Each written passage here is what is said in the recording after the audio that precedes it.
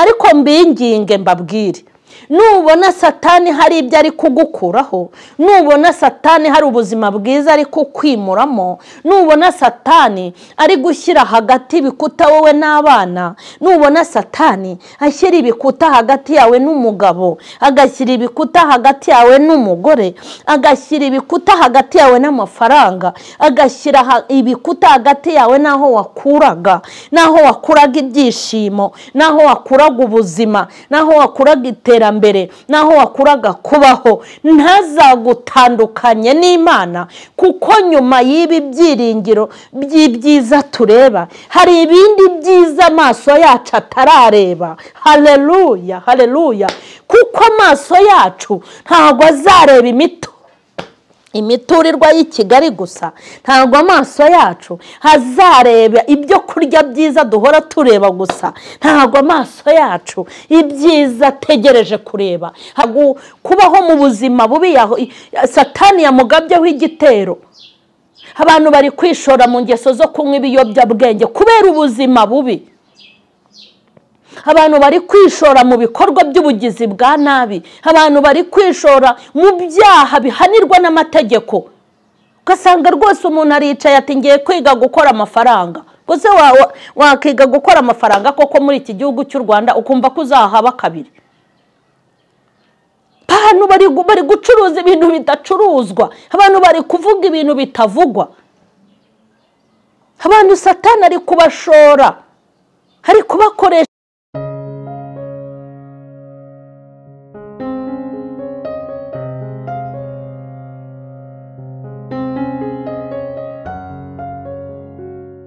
Ndabashuhuje mu izina rya Yesu Kristo w'i Nazareti. Amahoro y'Imana nabe muri mwebwe.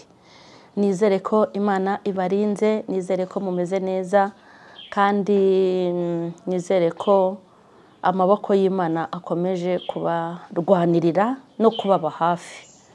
Hanyuma rero ndabashimiye mwese abakunzi ba Masharirene, mwebwe munkurikiranira mu Rwanda, abankurikiranira mu bihugu bitandukanye, abankurikirana muri gucuruza, abari mu kwa muganga, abari mu mabanki, abantu baduha amafaranga, abakunzi ba Masharirene, abatwara ibinyabiziga mu muhanda, abantu benshi ndabashuhuje. Ndasuhuza abayisilamu, assalamu alaikum wa rahmatullahi wa barakatuh. Ndasuhuza abagatolika bo kwa Padiri Yizipfu, ndasuhuza abandi ni Yesu ashimwe. Mwese rero ndabashuhuje kuko ndabizi ko murankurikirana. Ndasuhuza abapadiri n'abamasera, ndasuhuza abashehe n'abahajyati. Abo ni abantu bose bagenda bamamagara bati turagukurikirana kandi turagukunda. Rero nanjye ndabakunda, ariko nonaha ndabanza kwihanganisha imiryango yabuze abantu bayo. Muri iyi minsi hari impfu nyinshi zitunguranye kandi zikomeye ndetse zinababaje. Buriya hari umuntu upfa agapfa kuko yararwaye igihe kinini, n'umuryango uvuga ngo yaba yaruhukaga. Umuntu afite uburwayi bukomeye, ariko mwabantu mwe, nimba hari ikintu kibabaza mu buzima ni ukubura umuntu mu buryo bugutunguye. Mwari kumwe yatashye uzi yuko ari butahe ari muzima, hanyuma ukumva inkuru ngo yapfuye. Rura rupfu rurashengura umutima.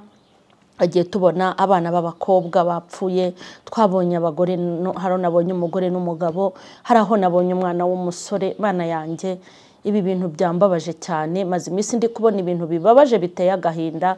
Hanyuma ni nayo mpamvu uyu munsi nateguye iyi message nkababwira ngo impamvu satani atubabaza ni ukugira ngo adufatire mu mubabaro, hanyuma muri uwo mubabaro tuhakorera ibintu bibi. Nitumara gukora ibintu bibi bitugireho ingaruka, hanyuma kandi abagira ngo dukora ibintu bibi tubabaza Imana. Nitubabaza Imana, ubundi iyo wababaje Imana ukarakaza Imana ikakuvira mu buzima cyangwa ikakureba igitsure, nabigereranyije nko kuba uri kwicukurira, uri kwihamba.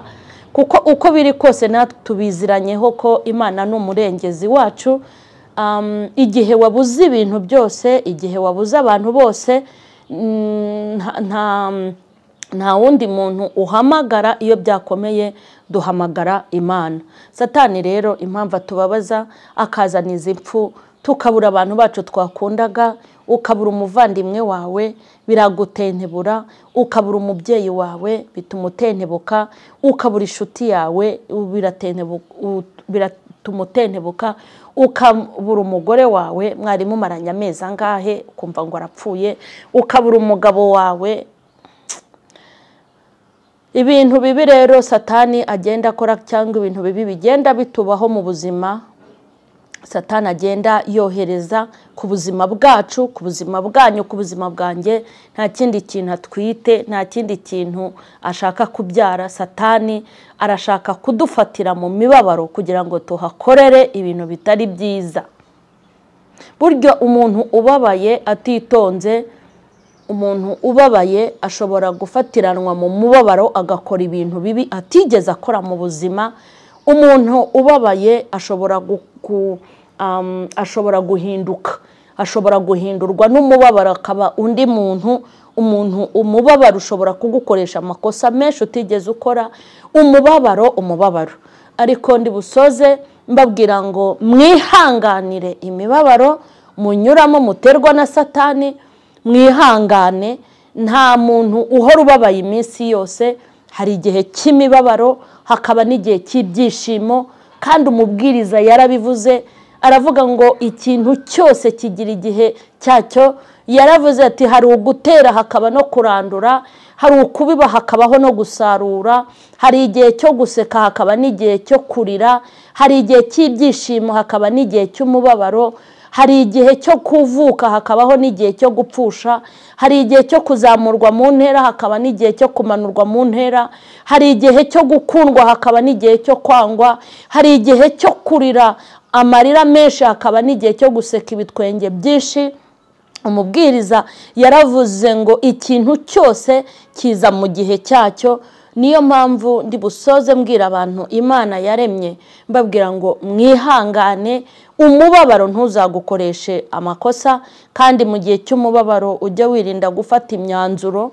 Nujya gufata umwanzuro ujye uwufata utababaye. Imyanzuro yose abantu bafata cyangwa bafashe bababaye yabagezeho ingaruka. Ndabakunda rero, mwihangane rwose.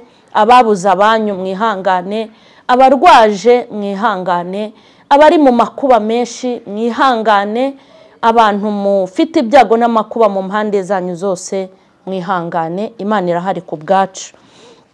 Ndifashisha amagambo y'umugabo wababaye.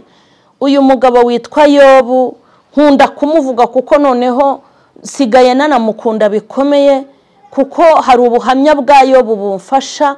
Iyo mbukurikiranye hano, ubuhamya bwe buramfasha kuko hari inzira Yobu yanyuzemo natwe tugenda tunyuramo.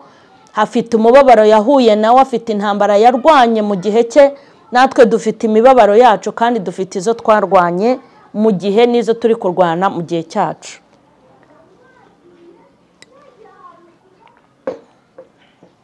Hanyuma tugiye kureba igitabo cy'umugabo witwa Yobu. Turebe mu gice cya mbere umurongo wa 6. Turarushaho no kumenya impamvu Satani tubabaza n'icyo abagambiriye. Ariko icyo ndi bubifurize twese ni ugutsinda, kugira ngo mu mibabaro tutahafatirwa no kuba abantu babi no guhinduka. Tusome Satani ahinyuza ubukiranutsi bwa Yobu. Umunsi umwe abana b'Imana baje bashengerera Uwiteka, kandi na Satani yazanye nabo. Uwiteka abaza Satani ati uturutse he? Nuko Satani asubiza Uwiteka ati mvuye gutambagira isi no kuyizereramo. Uwiteka arongera abaza Satani ati mbese witegereje umugaragu wanjye Yobu yuko ari ntawe uhwanye nawe mu isi, ko ari umukiranutsi utunganye wubaha Imana kandi akirinda ibibi? Maze Satani asubiza Uwiteka ati ariko se ugira ngo Yobu yubahira Imana ubusa? Ntiwagiye umurinda we n'inzu ye n'ibyo atunze byose? Wahiriye umurimo w'amaboko ye n'amatungo ye agwiriye mu gihugu, ariko rambura ukuboko kwawe ukore ku byo atunze byose, nawe azakwihakana ari imbere yawe. Uwiteka asubiza Satani ati dore ibyo atunze byose biri mu maboko yawe, keretse we ubwe we kumuramburaho ukuboko kwawe, nuko Satani ahera ko ava imbere y'Uwiteka. Mureke tuganire kuri aya magambo. Imibabaro tugende tubona Satani aduteza, abashaka yuko tubabara tugafata imyanzuro mibi, kandi iyo twabaye babi Satani arunguka. Iyo abantu babaye babi baba barimo kwagura ubwami bwa Satani, kandi iyo abantu babaye beza Imana irunguka, baba bari kwagura ubwami bw'ijuru. Aha ngaha Bibiliya iratubwiye ngo abana b'Imana bari baje gushegerera cyangwa gusenga, reka mba ariko mbivuga, bari bari mu materaniro, bari baje imbere y'Uwiteka baje gusenga. Hanyuma ngo Satani nawe arabegera. Mureke mbabwire, ahantu hose uri, ubuzima bwose ubayemo, amasengesho yose usenga, kwirinda kose ugira, gukiranuka kose kukubaho, nta hantu Satani ahejwe mu buzima bwawe. Icyo ubanza ukimenye, kandi nukimenya bizakugirira umumaro. Ibikorwa bya Satani bikunda kwitirirwa abantu. Mureke mbabwire, usibye imbaraga z'Umwuka Wera, Satani akora ibintu akenshi yabikora bikitirirwa abantu. Kubera ko Satani ni umwuka. Satani ntabwo atuye mu gihugu runaka, Satani ntatuye mu murenge runaka, ntatuye mu mudugudu runaka, Satani nta bwene gihugu runaka afite. Satani si umugabo, nta nubwo Satani ari umugore. Satani ntagira ishusho, Satani ntagira isura. Satani, reka mbabwire, nta gipangu abamo, nta musozi atuyeho, ntago Satani afite aho abarizwa runaka ku buryo abantu bajya kumureba. Satani ni umwuka, n'ibikorwa bye akora abikora muri izo mbaraga ze z'imyuka, ku buryo hari n'ibintu byinshi Satani akora tukabyitirira abantu kandi ari Satani. Hanyuma kutabimenya bituma abantu benshi batsindwa intambara, kutabimenya bituma abantu benshi dufata amakosa tukayashyira ku Mana. Kutabimenya ni nabyo bituma tutajya tumutsinda, kuko ntago tumuzi. Ntago tumuzi ko aza kwitwikira ishusho yo mu mwana wawe, ntago bizi ko yitwikira ishusho yo mu mugore wawe, ntago bizi ko aza mu ishusho y'umugabo wawe, ntago bizi ko aza mu ishusho y'ishuti yawe, ntago bizi ko aza mu ishusho y'abo mukorana, aza mu ishusho y'abakozi, akaza mu ishusho y'abakoresha, aza mu ishusho y'abo muririmbana, akaza mu ishusho y'umupasiteri ukuyobora cyangwa umushumba, aza mu ishusho ya potre cyangwa akaza mu ishusho ya bishopu, aza mu ishusho y'umuhanuzi cyangwa akaza mu ishusho y'umuvugabutumwa, aza mu ishusho. Kandi reka mbabwire, kubw'ubushobozi afite, kubw'ubutware afite, kubw'ububasha afite, aza mu bintu byinshi. Satani ashobora kuza anyuze mu bikoresho byawe byo mu rugo, araza akaza akanyura mu bakozi. Afite ububasha bwinshi bwo kunyura ahantu ntumenye ko ari we. Ushobora kubona yacanye umuriro ariko ntube wamubona ni kibiriti ngo uvuge ngo uyu muriro yawucanishije iki. Ukajya ubona gusa harimo harashya, hakongoka, hagurumana, ari umuriro wakijwe nawe. Niyo mpamvu kubimenya, kubivumbura ni umwuka w'Imana ukwiye kuba uri kuri wowe. Ariko nonaha nje kukubwira impamvu Satani atubabaza, ni ukugira ngo adufatire mu rubabaro, aduhindure abandi bantu tutari bo. Ariko ndi busoze nkubwira ngo uneshe kandi utsinde imibabaro yose akunyuzamo, ntuzigere uhinduka, niko gutsinda. Nashaka kuguhindura umugome ntuzamwemerere, nashaka kukugira umurozi nawe ngo uroge ntuzabikunde, nashaka kukugira umuntu ugirira nabi abandi ntuzabyemere, isura ashaka kukwambika no kuguha ntuzabyemere, kuko imibabaro aguteza ntabwo izahoraho, izarangira. Impamvu imibabaro aguteza izarangira, ntabwo Satani ari we udukontorora wenyine. Mu ijuru dufite Imana nayo itugenzura kandi kontorora ibikorwa bya Satani uko bwije nuko bukeye.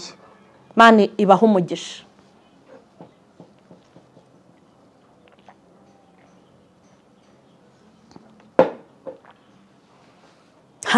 ntabwo ariho wenyine. Satani yarifashe, nababwiye ko ahantu hose aba hari. Yarifashe ajya ahantu abana b'Imana bari baje gusenga Uwiteka. Nta muntu, reka mbabwire, Imana yacu ntihabwe icyubahiro. Imana yacu yonyine niyo ijya ibasha kuvumbura ibikorwa bye. Imana ishimwe. Imana ijya ibasha kuvumbura ibikorwa bye. Imana yonyine ijya ibasha kuvumbura ibitera aba yateguye. Imana niyo ibasha kumenya inama adukorera naho ziba zakorewe. Haleluya. Niyo ibasha kumenya, kandi iyo yabimenye irabikumira. Mbibutse ko Imana idukuriraho ibitwica ikadusigira ibitwigisha. Kwiga byo tuziga. Kwiga byo tuziga. Ntabwo Imana izatunga injiji. Nta n'umuntu wasenga Imana afite ubujiji ngo Imana ibikunde. Tugomba gusenga Imana turi n'abantu basobanutse bize. Kandi amashuri y'ubuzima, nkubwije ukuri, umuntu wiga amashuri yo muri iyi si akiga akagira amadiplome adafite amashuri y'ubuzima, zira diplome zimuhindukirira ubusa, kuko ubuzima ni ubuzima tugomba kubamo bw'ibyiza n'ibibi. Hari ibintu bigishwa mu ishuri, ariko hari n'ibindi bagomba kwigishwa n'ubuzima. Satani ngo aza ahantu abana b'Imana bicaye bari gusenga, hanyuma ngo Imana iramuvugisha. Iyi ni Imana ifite ubushobozi bwo kuvugana na Satani. Iyi ni Imana ifite ubushobozi bwo kuvuguruza ibyo Satani yapanze. Mureke mbabwire, dufite abantu benshi bafite intwaro za kirimbuzi, dufite abanyabwenge benshi, dufite abantu bafite ubuhanga, dufite abantu bafite ubumaneko bukomeye, dufite abantu bazi kuvumbura no gukora ibitangaza. Nta muhanga dufite kuri iyi si ushobora kuvumbura ibikorwa bya Satani ngo agire n'icyo abikoraho, usibye umugabo umwe w'igihangange witwa Uwiteka, usibye Imana ya Isiraheli, Imana yacu, Imana yaremye isi ikarema n'ijuru, Imana idafite ikintu isa nacyo, idafite ikihwanye nacyo. Niyo yonyine ibasha guhangamura no guhangara ubudahangarwa n'ububasha Satani afite. Imana ivugana na Satani, iramubwira ngo waje kumara iki hano? Haravuga ati naje gutambagira isi no kuyizereramo. Imana iramubwira ngo witegereje umugaragu wanjye witwa Yobu. Satani aravuga ngo, Imana iramubwira ngo witegereje umugaragu wanjye Yobu, ko nta muntu uhwanye nawe, ko ari umukiranutsi unyubaha kandi akirinda n'ibibi. Aha ngiye kugera niho nshaka tuza kuganira tukahatinda. Satani yaramushubije rero. Mureke mbabwire mw'abantu mwa, aha hantu muhumve niyo ntego y'iri jambo n'izi mpuguro ndi butanga uyu munsi. Satani yashubije Uwiteka, aramubwira ngo yabuzwa n'iki kukubaha, yabuzwa n'iki kugukorera, wahiriye imirimo y'amaboko ye. Iki gihugu abamo cya Usi cyuzuyemo amafamu ya Yobu. Iki gihugu cyuzuyemo ingamiya ze n'indogobe ze. Iki gihugu cyuzuyemo abagaragu, ngo yagiraga abagaragu batagira umubare n'abaja. Aravuga ngo muri iki gihugu yakibyariyemo abahungu n'abakobwa, wamuhaye ibitsina byombi. Arangije aravuga ngo ni umukire, ni umutunzi, ni ikibamba, ni kizigenza. Aravuga ngo wamuhiriye imirimo y'amaboko ye, waramuhiriye. Aravuga ngo wamuhaye abana, umuha n'abagore. Avuga ibintu byiza, kandi koko Yobu Bibiliya ivuga ko yari umukire. aravuga ati atakubaha yabura kubahira iki? Kuko Imana yitegereza mu mutima. Burya mureke mbabwire, Imana, impamvu mubona Imana yije ku muntu ikora ikinyuranyo cy'icyo mutekereza, nuko Imana itagireba inyuma nk'uko twe tuhareba. Hari abantu bagufata bitewe nuko bakubona bakakwambika agakiza bitewe n'ibyo bagenderaho byabo. Hari n'abandi baza bakakakwambura bakakugira umupagani. Ariko Imana imbere n'inyuma, reka mbabwire, Imana ireba mu mutima. Niyo mpamvu uzabona Imana ikoze ikinyuranyo cy'icyo watekerezaga ku muntu. Imana ireba mu mutima, isubiza Satani, iramubwira ngo ntabwo anyubahira ibyo atunze, kubera ko Imana iratuzi. Imana izi impamvu abantu baje kuyisenga. Hari abantu baje gusenga Imana bagiye guterezwa icyamunara, batereka nisunga amaboko y'uyu mugabo. Abandi bagabo tuziranye bananiwe, uyu mugabo numvise akora ibitangaza. Hari n'abatanze ubuhamya bw'uko uyu mugabo ashobora kwitambika ntibagutereze icyamunara, abantu bakaza gusenga muri ubwo buryo. Hari abandi bamenye amakuru ko iyi Imana yishyura amadeni, baza baje kuyishakaho ibyo. Hari n'abandi bavuga bati iyi Mana twumvise ko n'abagumiwe bakora ubukwe mu Mana. Umuntu yabona agize imyaka 30 irenga ati have mbe ngiyeyo. Hari n'abandi baje ku Mana bagira ngo ibahe akazi, kuko bamenye amakuru yuko Imana igitanga akazi. Hari abantu benshi baje ku Mana bamaze kwandikirwa impapuro n'abaganga, barababwira ati genda utegereze gupfa. Hanyuma abantu baravuga bati iyi Mana tuyiziho ko ari Imana ishobora kukuzura wageze no mu rupfu. Abantu baje ku Mana bazanywe n'ibintu bitandukanye. Hari n'abaje ku Mana baje gukizwa bakunze Imana, bashaka ubugingo, bashaka ubwami. Baravuga ngo dukunda Imana nkurikije n'ibyo yankoreye. Barayikunda, bayikundira icyo, badafite ikindi kintu bayishakaho, barayikunda. Hanyuma rero bamaze no kuyikunda, ariko inabaha n'ibindi byose bakeneye.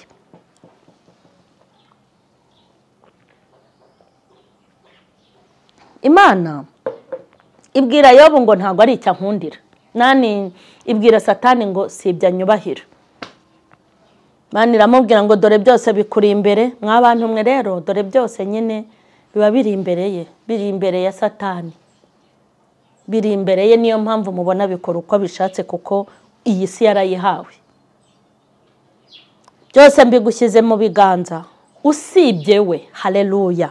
Turashimira Imana ko twe hari ibindi biganza bidufite, hari ibindi biganza bidukontorora. Ntago mweke mbabwire, Imana ishimwe, Imana yabwiye Yobu ngo byose biri imbere yawe usibye we. Niyo mpamvu uzabona Satani akunyaza imodoka akoresheje impanuka, ariko wowe ukabaho.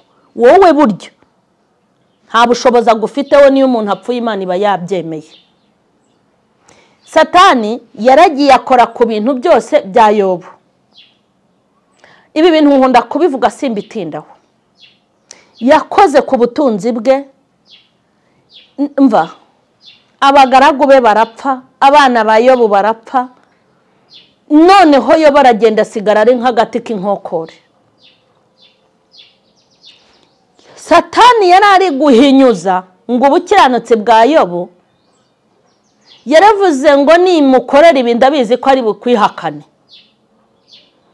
Ariko Yobu ntago yigeze yihakana Imana. Hari amagambo meza yavuze. Yaravuze ngo uruhu rwanjye nirumara kubora. Imana iduha imbaraga, Imana ibaha imbaraga. Igihe ngo yishimishaga urujyo, ibishyute bihera mu bworo bw'ikirenge bikagera mu gitwariro, umubiri we wose warabembye. Yaravuze ngo uruhu rwanjye nirumara kubora, ngo amaso yanjye azamureba ngo kandi saa yundi. Mbega amagambo y'ibyiringiro kandi aryoshye ku muntu. Ibaze kugeza ku rwego Satani yababaje Yobu, amaze kumwicira abana 10, amaze kandi izi nkuru za Yobu mujye muzifata nk'ukuri kuko Bibiliya ntabwo ijya ibeshya. Nta bantu batari ibipindi baba muri Bibiliya. Oya pe, ntabwo Bibiliya igabanyijweho, nta nubwo yongereho. Ni Bibiliya yanditswe n'abantu bahumetswe n'umwuka w'Imana. Mureke mbabwire, Yobu yavuze amagambo meza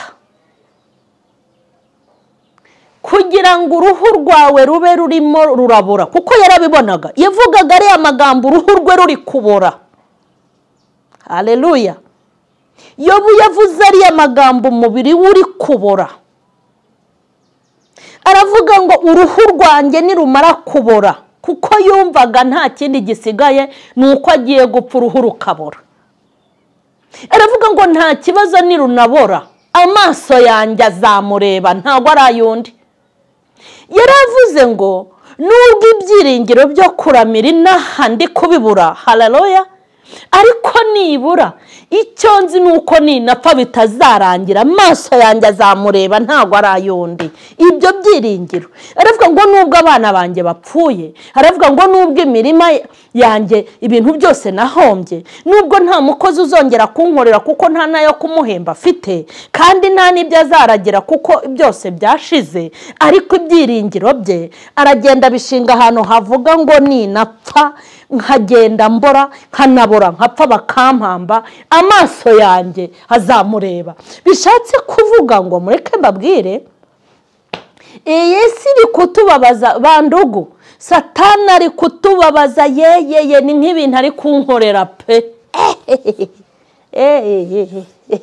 Aratubabaza, ariko mbinginge mbabwire, nubona Satani hari ibyo ari kugukuraho, nubona Satani hari ubuzima bwiza ari kukwimuramo, nubona Satani ari gushyira hagati ibikuta wowe n'abana, nubona Satani ashyira ibikuta hagati yawe n'umugabo, agashyira ibikuta hagati yawe n'umugore, agashyira ibikuta hagati yawe n'amafaranga, agashyira ibikuta hagati yawe n'aho wakuraga, n'aho wakuraga ibyishimo, n'aho wakuraga ubuzima, n'aho wakuraga iterambere, naho wakuraga kubaho, ntazagutandukanye n'Imana, kuko nyuma y'ibi byiringiro by'ibyiza tureba hari ibindi byiza amaso yacu atarareba. Haleluya, haleluya.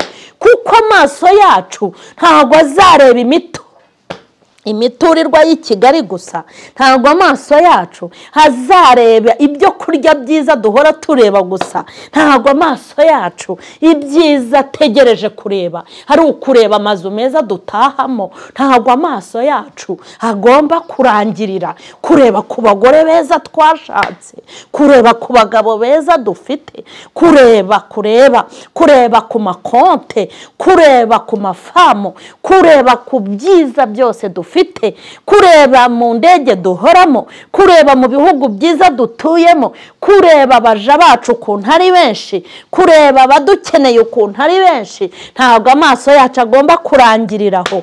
Amaso yacu hari ibindi bintu ategereje kureba kandi byiza. Kureba kuzabona Imana ni byiza, kuzabona ubugingo ni byiza, kuzatura mu ijuru ni byiza, ntako bisa. Kuko ijambo rivuga iki? Ijambo ry'Imana ryarambwiye ngo ibintu amaso yacu, haleluya, haleluya, haleluya, ibintu amaso yacu atarareba, ibyo amatwi yacu atarumva, haleluya, ngo tuzabibona twagezeyo. Ibyo byiringiro ababifite ni Imana ishimwe. Ibyo byiringiro abantu babifite ni ibyiringiro bidakoze isoni, kubera ko ibyiringiro byo kubona Imana, ntabwo Imana izapfa ngo tuyishyingure, ntabwo igihugu cyo mu ijuru kizasenyuka, kuko mu ijuru nta bibombe bibayo, mu ijuru nta byihebe bihaba. Imana ishimwe. Kandi Imana nta muntu ihanganye nawe. Imana nta muntu ihanganye, nta muntu Imana ihanganye nawe ntawe uhari, ntawe. Abaperezida b'ibihugu barahangana, amashyaka agahangana, ngo iri shyaka ngo ryahanganiye umwanya, ngo iri shyaka ngo umwe yabaye perezida. Ngo Imana nta muntu ihanganye nawe, kuko irema isi nta muntu wigeze ayifasha kurema isi. Ijambo ry'Imana ryarambwiye ngo Imana yabambye ijuru yabambye ijuru ntawe uyifashije, ihanika ikirere nta muyedi bari kumwe, yadendeje inyanja nta bakozi bahari. Ni ibintu byagiye biremwa n'ijambo ryayo, kandi ndumva mfashijwe ndetse ndumva nishimye. Haleluya. Rero Yobu yakomejwe n'iki? Yobu yakomejwe n'uko uruhu rwe nirubora hari ubundi buzima buzaza. Wowe ubabajwe n'uko ay'ubukode wayabuze, biteye agahinda. Byose ninde ubibwira? Mama Sharene ndabizi ukuntu umuntu arara akanuye amaso avuga ngo ejo nzishyura iki, kuko ubwo buzima nabunyuzemo. Kandi mbabwiye ko na n'ubu ndacyari mu ntambara, kuko mfite ndi mu isi. Nzatsinda intambara, nzava mu bimbabaza, nzava mu bimpangayikisha, ari uko ndyamye mu gituza cya Aburahamu. Aho niho nzavuga ngo awi. Erega niyo wabonye y'inzu usigara uhangayikishwa ya minerivare. Aba mwarimu bari hanze aha nabo nta mikino bafite, nta handi bakura. Byo kuvuga ngo bakurerere ku buntu ntago biri. Ariko we reka nisomere ku mazi ntabibabwira.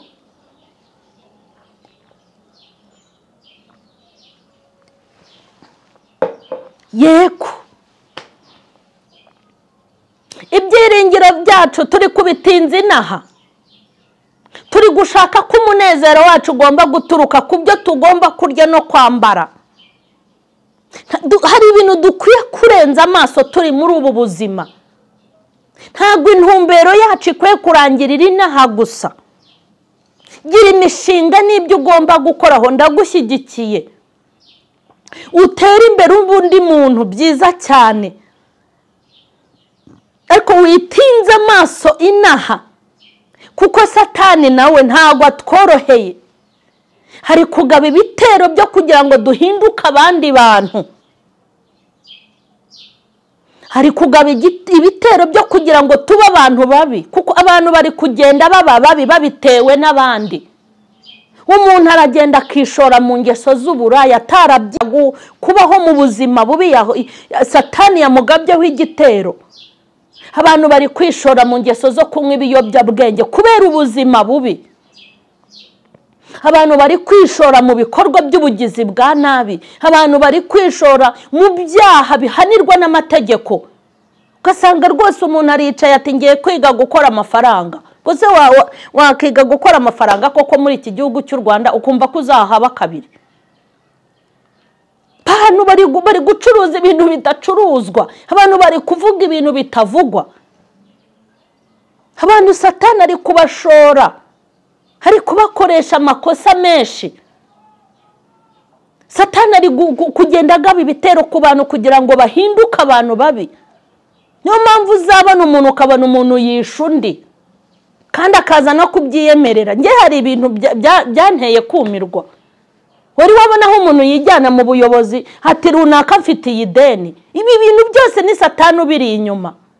Nawe nutitonda, buriya nutitonda uzaba umwicanyi. Reka nkubwire, nutitondera ibintu Satani ari gukorera abantu, ngo witonde wihangane, wige kwihangana no kurwana intambara nziza, uzabana Satani agiye kukugira indaya kandi y'umukecuru. Warananiwe kuba indaya ukiri muto, ujye kuba indaya ushaje. Gusa ubwo urumva indaya y'umukecuru muri iki gihe igezweho, kandi hari indaya z'abantu bakiri batoya. Nutitonda nawe uzabibandi. Ngaho ibaze rero kubibandi muri iki gihugu cy'u Rwanda. Kereka basi wambutse umupaka ukareba ahandi ujya kubera ibandi. Kuko iki gihugu nacyo gicanye ku maso ku muntu ushaka kurya ibyo atakoreye.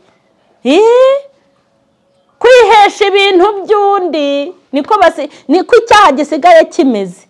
Kwihesha ibintu by'undi. Mube maso. Satani ari gukorera abantu bugome, ari kubabaza abantu, kandi burya biri inyuma. arakubabaza akakwereka ibikorwa bibukora, wamara kubikora ntumenya aho yagiye, ahita aburirwa irengero. Satani ntiyagukurikirana muri gereza ngo nibura kuvuganire nyaragatsindwa. Satani ntiyasigara no ku rugo rwawe ngo asigarane n'abana wasize mu rugo. Satani aragushuka, akagushuka gukora ibintu bibi, akakwereka ukuntu ugiye gukemura ibibazo, akakubwira ati nubigenza gutya nibwo uzabaho. Ariko iyo utangiye guhura n'ingaruka ntumenya aho yagiye, agaruka yongeye kuza kugushuka. Reka mbabwire, Yobu mureke mbabwire, Yobu iyo ataba Maso Satani ari kumugira ikihebe. Nigeze ndeba filime z'abantu bagiye babibyihebe naho byagiye bituruka.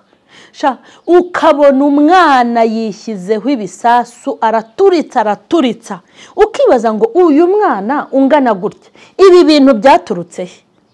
Wajya gukurikirana nka filime wenda z'abari abanyamerika n'ibyihebe, wajya gukurikirana bakakwereka amateka ya wa mwana icyatumye aba ikihebe gikuru, ugasanga yarebye ukuntu abanyamerika bishe umuryango we wose, ahita avuga ati ubu nanjye nzajya nica abantu, niko kazi nzajya mbakorera. Urumva aho ikibazo cyaturutse. Rero muri ubu buzima Satani ari gukora ibikorwa bye kandi abikoresheje abantu kugira ngo abantu bahinduke abantu babi, bababare baba abantu babi, uhinduke utigeze uba we.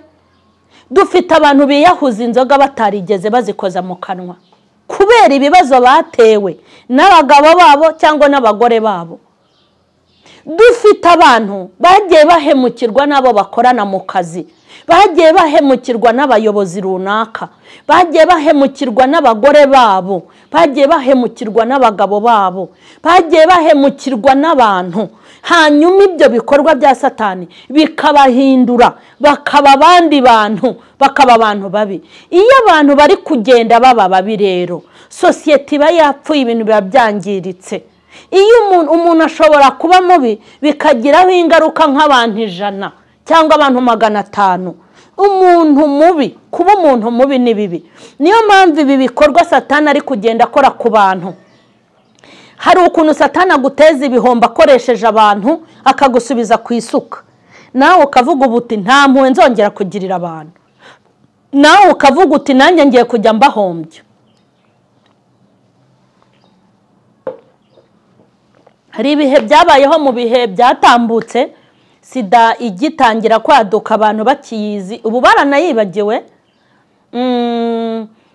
Ugasanga umukobwa yanduje nk'umusore akamwanduza sida, wa musore nawe akagira umujinya agahera ku murongo, akagenda yoroza abantu sida abizi neza ko ayirwaye, akagenda ugasanga yanduje abo yanduje nabo banduje abandi, ugasanga nk'abantu nka 500 bose bapfuye kubera we, cyangwa bafite ubwandu muri bo ari we byaturutseho. Uru ni urugero rworoheje.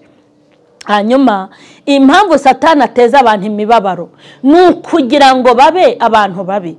Hari abantu mwasengaga muba mu rusengero kandi musenga neza, mufitanye ibihe byiza n'Imana, hanyuma mugirirwa nabi na bene so mwakoranye umurimo, mugirirwa nabi n'abahanuzi, mugirirwa nabi n'abavuga butumwa mwacumbikiye iwanyu mu mazu yanyu, mugirirwa nabi n'abahanuzi mwagaburiye mukanabambika mukabagirira neza, mugirirwa nabi nabo mwaririmbanye bagusuraga ukabatekera ibyayi, mugirirwa nabi nabo mwagiriye neza mubakuye mu cyaro, mugirirwa nabi nabo mwahaye akazi mukabigisha gukora, mugenda mugirirwa nabi namwe muhinduka abantu babi. Iyi message nashakaga kuyiguha nkubwira ngo mwitonde kandi mube maso, kuko mu bintu Satani ari guteza abantu nukugira ngo abantu babe babi, cyangwa abantu batakariza Imana icyizere, cyangwa abantu babe mu buzima bw'ubwigunge, mu kwigunga. Niho haza ngo nunywa amacupa nk'atatu ya mitsingi cyangwa na za nzoga zikomeye biterwa n'ikofi y'umuntu, genda winywera akayoga uri butuzi. akakubwira ngo nunwa akayoga uri businzire, akakubwira ngo genda winywera agasigara ukaritumura ipaki ukayimara. Satani akakubwira ngo genda wishakira umugore uri bukurazira ijoro akumare stress. Satani akakubwira ngo genda wirebera umusore mwiraranire nakagahinda gashire. Ni ibyo bikorwa bye, abashaka ko abantu bajya mu bikorwa bye. Impamvu atubabaza, hakazana impfu mu miryango, hakazana impfu zitunguranye, hakazana ubushomeri butunguranye. Uzi kubyuka mu gitondo witeguye kujya ku kazi, uko kwezi waranagupangiye, wagerayo bakaguha ibaruwa ikwirukana kandi uzize uwo mukorana. Erega njye ninkubwira ibi bintu, nanjye mfite ubuzima nabayemo nanyuzemo mbutewe n'abandi bantu. Kandi Satani yakugabyeho igitero cyo kugira ngo ube umuntu mubi, arakubwira ati runaka yakoze gutya kugira ngo aguhemukire, wowe wakoze gutya ukamuhemukira. Nuko akora.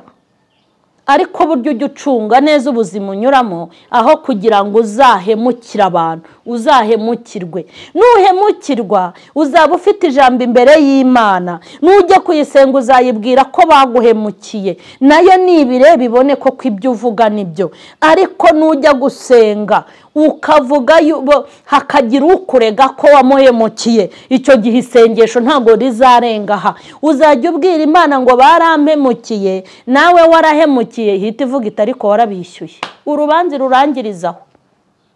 Barakuvuza urabavuga, baraguhiza urabahiga, barakugambanira urabagambanira, baragufungishije urabahigira nawe urabafungisha, baraguhombeje nawe upanga ibyo kubahombya.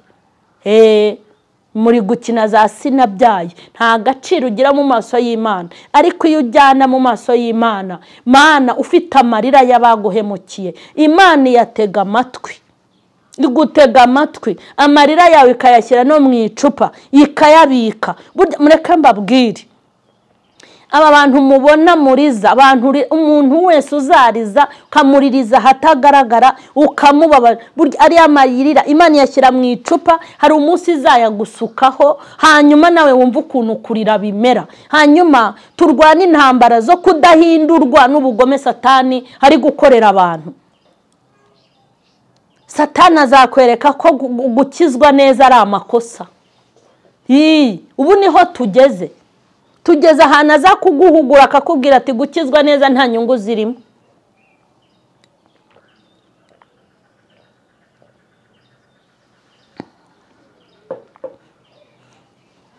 Azakubwira ati gukizwa neza ni ibihombo gusa. Satani azakubwira ukuntu gukizwa neza bizana ingaruka nyinshi. Satani azakubwira ati ujye ubigendamo gakeya nibwo uzagira amahoro. Kandi koko nukora urutonde rw'abantu bose bagaragarwaho no gukizwa neza, uzasanga koko bari mu makuba, bari no mu byago. Nukora urutonde rw'abantu bajijisha rero, uzasanga bari mu bitwenge, bari mu mahoro. Ariko reka nze nkubwire, ntago icyica umuntu ari ikimuriho, ahubwo umuntu yicwa n'ikimurimo.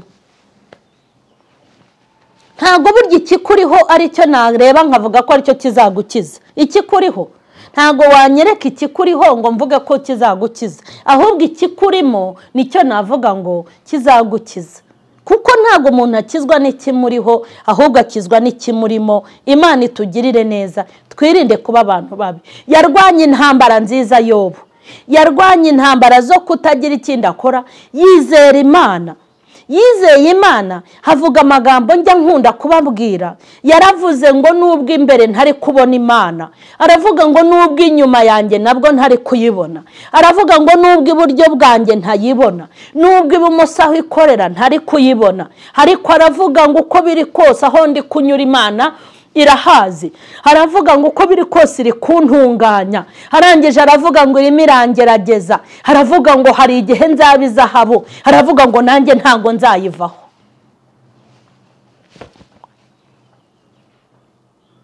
Wikirirwa wigirira nabi ngo ube umuntu mubi. Komeza ube umuntu mwiza kandi ukomeze wiringire Imana.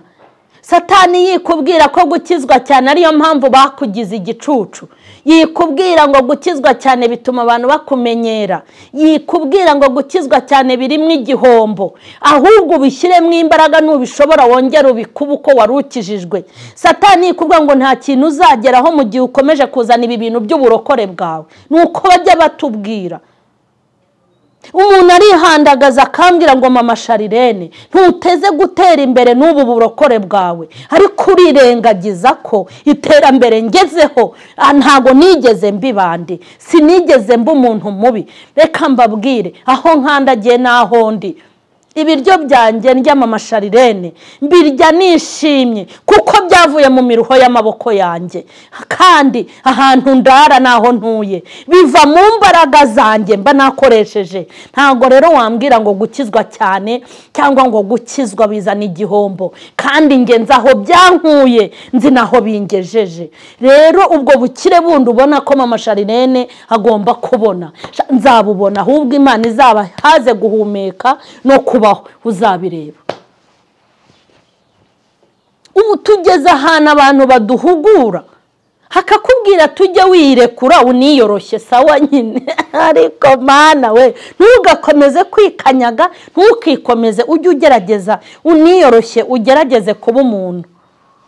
Ubwo ariko abakubwiye ijambo rikomeye, ujye wiyoroshya, ujye wiyoroshya, ntukigire umuntu, yego ujye wiyoroshya. Ariko hari ijambo nasomye rivuga ngo umukiranutsi wiyorohereza imbere y'umunyabyaha ngo ameze nk'iriba ritobamye,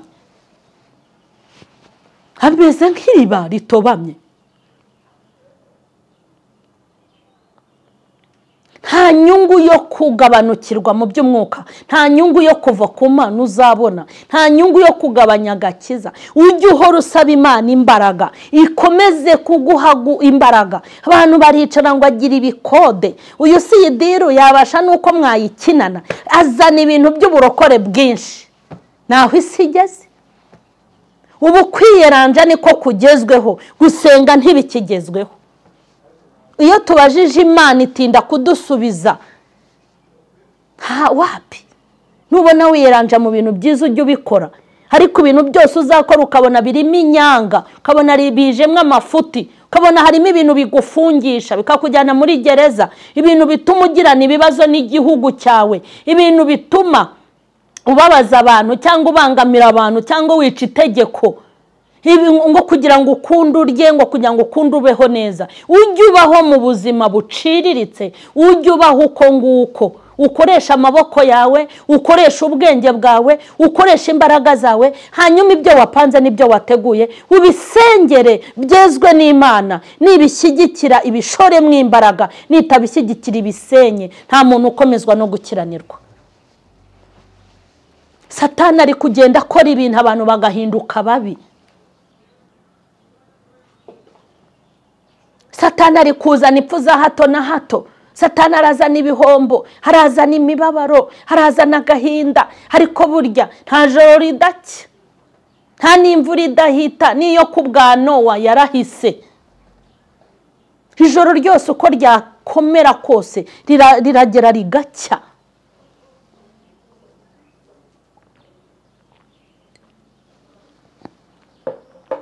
Ndabinginze, nta muntu ukomezwa no gukiranuka. Umukiranutsi n'urufatiro ruhoraho iteka. Umunyabyaha azashira nk'uko serwakira izigatwara ibintu, muyaga ngo pyo aragenda agahera. Urwana intambara nziza mu makuba yose Satani ari kugutera. Hari umuntu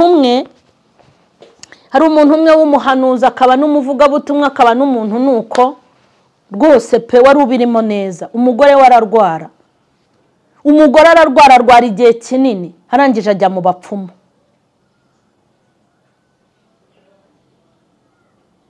Ririya jambo Yobu yavuze ngo umubiri wanjye nubora, amaso yanjye azamureba, ni ijambo rishatse kuvuga ngo ntabwo ibyiringiro byacu bigomba kurangirira mu byo dutunze inaha. Mbibutse ko inaha umuntu ahava bishaka atanabishaka. Ntabwo ugomba gucumuzwa n'ibintu uzasiga, kuko nta n'umuntu ujya ugenda ngo abijyane. Ujye ukoresha amaboko yawe ubibone, ariko izindi nzira zitejejwe ujye ubireka, kuko hari n'igihe ushobora gupfa ugiye kubizana, hari n'igihe ushobora gupfa utarabirya ngo bihage. Ujye mu bintu byose ukora, ujye ukora ibintu byiza kandi ujye urwana intambara. Nta muntu ushobora gutera imbere atari kwiba, nta muntu watera imbere atanyereje imisoro. Ngaho nyumvira, ntushobora kunguka utanyereje imisoro. Usibye ko kunyereza imisoro na Bibiliya itabyemera. Yesu yaravuze ngo ibya Kayisari mu bihe Kayisari. Buriya nubu uri umurokore ugatangira kunyereza imisoro, kandi benshi murayinyereza, ndabizi narababonye. Sinjya nza kubahahira simbabona, dore ndabazi, nagiye mbabona. Ugasanga umuntu kuri fagitire yanditseho 160 kandi wishyuye ikintu cy'ibihumbi 400. Ntabwo biriya bintu wabikora uri umurokore. Ariko dufite inyigisho ziri kuzanwa na Satani ngo utabigenjeje kuriya ntiwakunguka, kuko batwaka imisoro myinshi. Udashyizemo uburiganya, utongeyemo amazi ntiwakunguka. Mu ifu y'ubunyobwa udashyizemo iy'akawunga ntiwatera imbere. Mwabakirisitu mwe, uko biri kose uzagera usorora, uzabona bahamba buri munsi. Iyo uri muri ubu buzima, mwirengagiza ko hari ubundi buzima bwo kuzabana n'Imana. Ntihazagira akamanyu k'umutima kagucumuza ngo kagutandukanye n'Imana. Hanyuma tugomba guhangana no gukomeza kuba abantu beza, tukaba abantu bakijijwe neza, kandi Imana izajya ibidushoboza. Dushobozwa byose na Kristo duha imbaraga. Ariko ibitero byose Satana tugabaho ni ukugira ngo tubabare, duhangayike, hanyuma duhinduke kuba tube abantu babi. Imana rero nibahe umugisha. Ndashoje. Abatarakora subscribe mukore share na comment. Nama n'ibitekerezo byanyu birakenewe. Imana ibahe umugisha. Amen.